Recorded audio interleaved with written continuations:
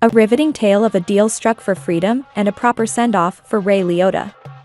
James Jimmy Keane Taron Egerton, a renowned football player with scholarships to prestigious institutions, was destined for success as a teenager.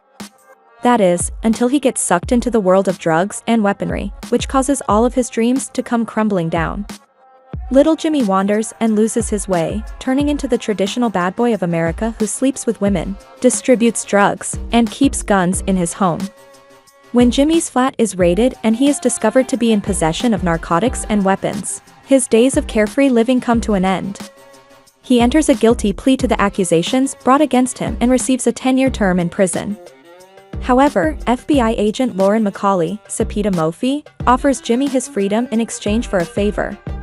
Jimmy is to transfer to a maximum security facility with inmates who are considered criminally insane, and obtain a confession from Larry Hall, Paul Walter Hauser, who is believed to have murdered over 14 women whose bodies have not yet been found.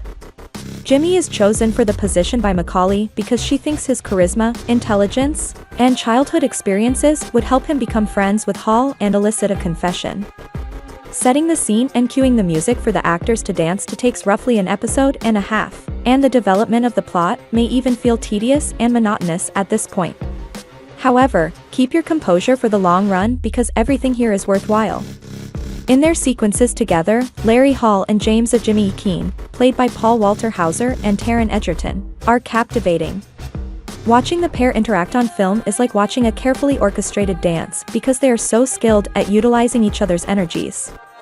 Their performances draw us in beyond the confines of their prisons. Hauser notably generates a continual sense of unease on screen with his body language and the distinctive tics he gives to Hall.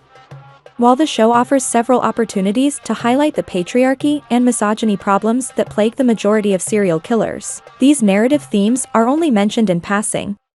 Blackbird makes an effort to capture the intellectual quality of Mindhunter, but it never quite rises to its full potential, veering off and becoming just another skillfully crafted thriller. The program also fails to address the more significant structural problems that American jails face, such as the industrial prison complex or the often agonizingly minute racial difference. But the series' production is spotless, with clear audio and subdued tones. The color grading has a Fincher's Mindhunter feel about it.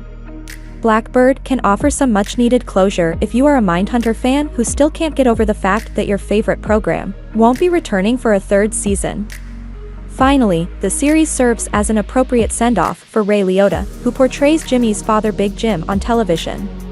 Big Jim is an elderly man who is recovering from a stroke and is being forced to face morality and the legacy he has left in his son. He plays a significant role in Jimmy's quest for freedom. The brooding of Big Jim on film is made even more powerful by the knowledge that this was one of Liotta's final performances.